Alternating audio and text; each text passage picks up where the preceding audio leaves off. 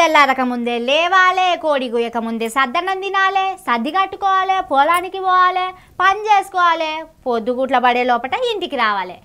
ఇది కదా రైతులు చేయాల్సిన పని. కానీ యూరియా కోసం ఏం చేస్తున్నారో చూడుర్రి. హస్తవాసి అనుకుంటే అంతా అడ్డం తిరిగి నెత్తిన చేయి పెట్టిర్రు. పనికిరాని లీడర్లు ఇండ్ల చుట్టూ తిరిగి పిట్ట కథలన్నీ చెబుతారు. వాళ్ళను నమ్మి ఓట్లేస్తే గిట్లనే ఉంటది. మరి గదే ఎరకైతున్నది జనాలకు. అర్రే యూరియా కరువైంది సామి, గింతనన్న సోయిండాలి కదా. మరీ ఇంత దారుణంగా అర్ధమరాత్రి మధ్యలో దర్వేయాల్సి వస్తున్నదంటే ఎవల పాపానికి ఎవరు బలైతున్నారు ఏం కథ.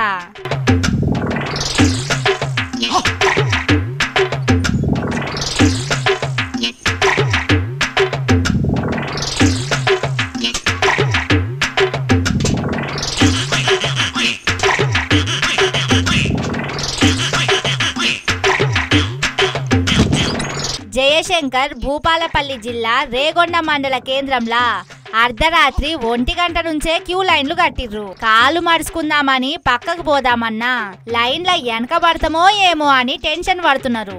ఎంతమంది బీపీ డౌన్ అయ్యి పడుతున్నారో వాళ్ళకే తెలవాలి. మళ్ళా మీదంగా మా జిల్లా వస్తానంటున్నాడు సీఎం రేవంత్ రెడ్డి.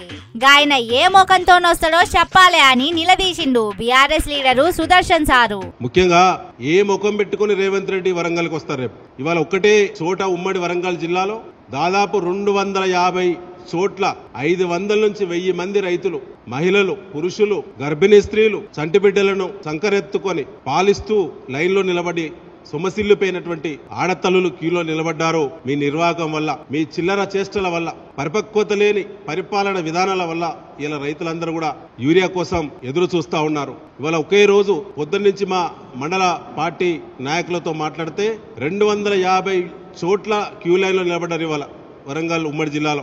బ్రహ్మంగారు రాసినట్లు జరుగుతాయని ఎరకనే గాని గీ సర్కారు చేయంగా యూరియా కరువు ఇంతగానం వస్తుందని గా బ్రహ్మదేవుడే కనిపెట్టలేదు కావచ్చు. లేకుంటే రాసేటోడు జనం జర ముందే జాగ్రత్త పడేటోళ్ళు.